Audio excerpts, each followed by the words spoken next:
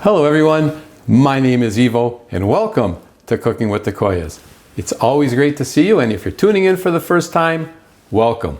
Today we are going to make a marinara sauce, marinara sauce, or as we say here in North America, marinara.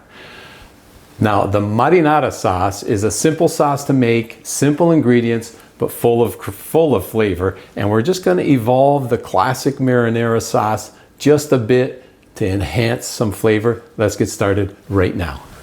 So to start with, of course, we always start with, you guessed it, extra virgin olive oil. Let's put some extra virgin olive oil into our frying pan. 1, 2, 3, be generous. 4, 5, 6, 7 tablespoons. Let's make it 8 tablespoons of extra virgin olive oil.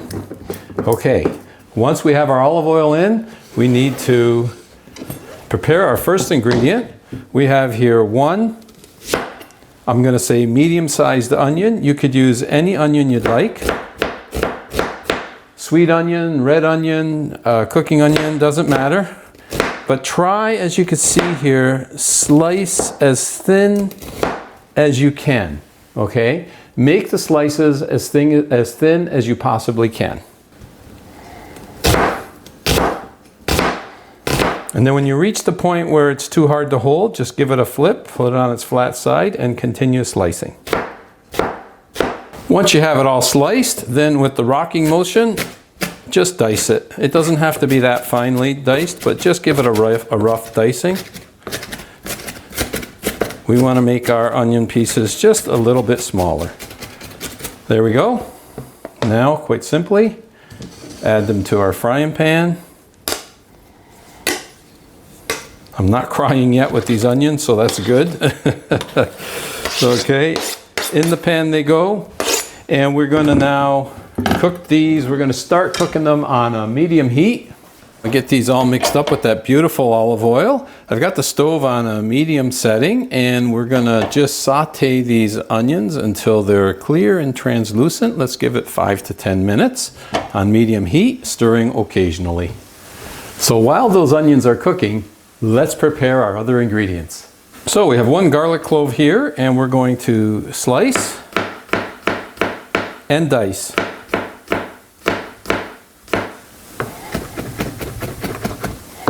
Okay, there we go. Let's pick up our garlic. Very nice. So for our next ingredient, we're going to use peeled potatoes. This is 796 milliliters, which is, about 28 ounces. Okay, or you could use passata as well, but I like to use the peeled tomatoes and just to make my own puree. And again, this is, close to 1 quart. So with a hand immersion blender,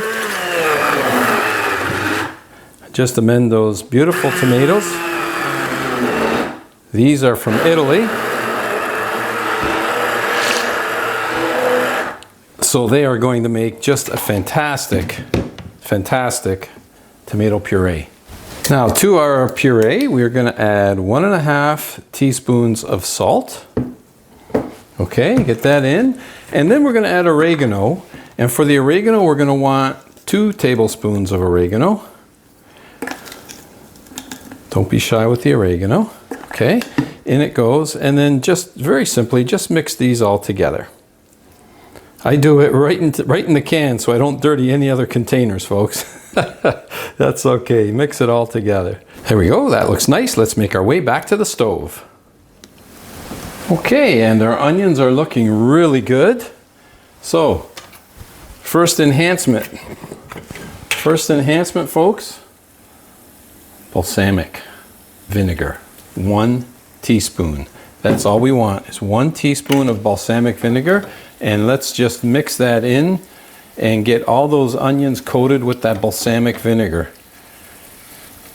This, folks, is going to enhance the flavor and add some more richness to our sweetness in this sauce.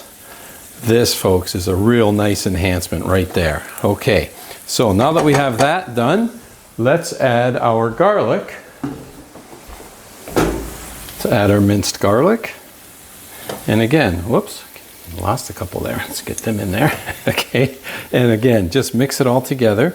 And we're going to let this lightly saute for another minute or two. So we want that garlic to cook a little bit. So let's give it a couple of minutes. The aromas from the garlic and that balsamic are incredible. Okay, now that we've done that, time to add a chili pepper. Now, I like to add one whole chili pepper, break it in half, and add it in. If you do not have a chili pepper, you can use a teaspoon of just dried chili flakes.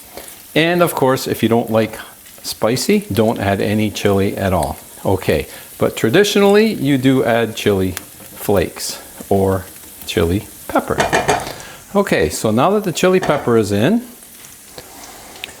we can add our beautiful tomato puree, and we want to get that all in there. So we're still on medium heat, and now for the next flavor enhancer, folks. Parmigiano Reggiano. This is a rind. If you don't have a rind of Parmigiano Reggiano, you could use 1 tablespoon of grated Parmigiano Reggiano cheese. That is our second and other important flavor enhancer into this marinara sauce. Now, as far as difficulty, that's it, folks. That's about as hard as this recipe gets. Now all we have to do is simmer this for 20 minutes. That's it. We're going to let this all cook together, stir occasionally, and let it simmer for 20 minutes. Oh yes, that's cooking up really, really nicely. And I'd like to mention, if you like the consistency of your sauce and you do not want to lose any liquids, quite simply put a lid on it. But if this is too watery for you and you want some to evaporate and you want an even thicker sauce, then leave the lid off. It's that simple. I'm going to put the lid on because I like what I see. It's been about 20 minutes and oh, look at our beautiful sauce, folks. Look at this beautiful marinara sauce. And you know what? With those just a couple of enhancements that we made, we are taking this classic marinara sauce or marinara sauce and we've evolved it into a delicious modern classic. And you know what that means, folks? Time for the taste test. Yes, folks, it's always my favorite part, the taste test. And let's see how our enhanced marinara sauce is doing. Wow. Wow, what flavor, folks. Those enhancements we made have really brought up the flavor of this marinara sauce. Why do people love marinara sauce so much? Well, because it's so fast and easy to make, but it is so flavorful. In fact, I got a second spoon so I don't double dip. Let's do another. That sauce, folks, is now ready to add to your favorite pasta. You can add it to use it as a sauce for your pizzas or your calzones. Wherever you like to use a tomato sauce, this marinara sauce is ready and good to go. You saw how quick and easy it was to make. I really hope you give this version of the classic marinara sauce a try. And as always, I want to thank you for spending time in the kitchen with me. That's always a great place to be. And until next time, buon appetito. Now I just need to figure out, am I going to make pasta or am I going to make pizza? I think this will go over one of my favorite pastas, alla guitarra. Yes, that's what I'm going to do.